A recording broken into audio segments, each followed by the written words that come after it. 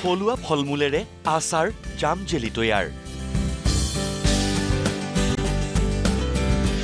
ৰাজ্য দেশৰ লগতে আন্তৰ্জাতিক বজাৰ দখল এগৰাকী কৰ্মোদ্যমী মহিলাৰ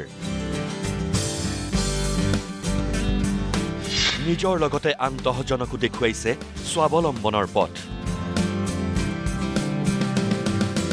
সামগুৰিৰ কৰ্মোদ্যমী মহিলাগৰাকীৰ নাম ঝৰ্ণা মেধি 1990 চনতে ঝৰ্ণা মেধিয়ে ঘৰতে আৰম্ভ কৰিলে এটি ক্ষুদ্ৰ উদ্যোগ নাম দিলে JM ফুড প্ৰডাক্টছ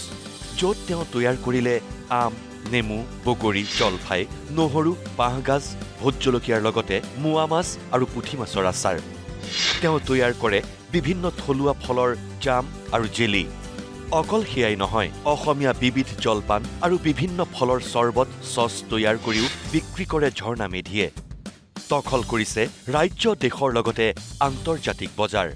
মই এটা ক্ষুদ্ৰ উদ্যোগ এটা প্ৰতিষ্ঠা কৰিছিলোঁ 90 চনতে ষ্টাৰ্ট কৰিছিলোঁ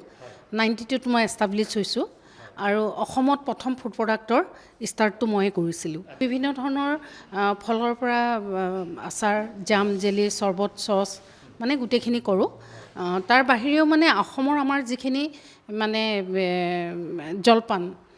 সেইখিনিও মই তৈয়াৰ কৰোঁ তিল পিঠা লাৰু পিঠা কোমল চাউল সান্দহগুৰি পিঠাগুৰি এইখিনি গোটেইখিনি কৰোঁ আৰু 1993 চনৰ পৰাই ঝৰ্ণা মেধিয়ে অংশ লৈ আহিছে দিল্লীত অনুষ্ঠিত হোৱা আন্তৰ্জাতিক মেলাৰ লগতে বিভিন্ন প্ৰান্তৰ গ্ৰামোদ্যোগ মেলাত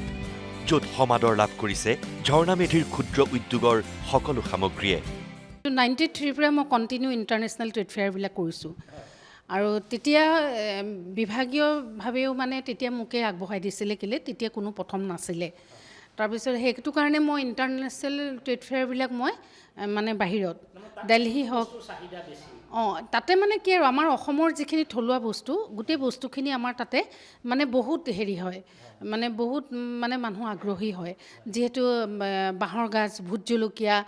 বা এনেকুৱা মই কিছুমান ড্ৰাই প্ৰডাক্টটো লৈছিলোঁ নিজৰ লগতে এই ক্ষুদ্ৰ উদ্যোগৰ জৰিয়তে ঝৰ্ণা মেধিয়ে স্বাৱলম্বিতাৰ পথ মুকলাই দিছে কেইবাগৰাকীও যুৱক আৰু মহিলাৰ যি সঁচাকৈয়ে আদৰণীয়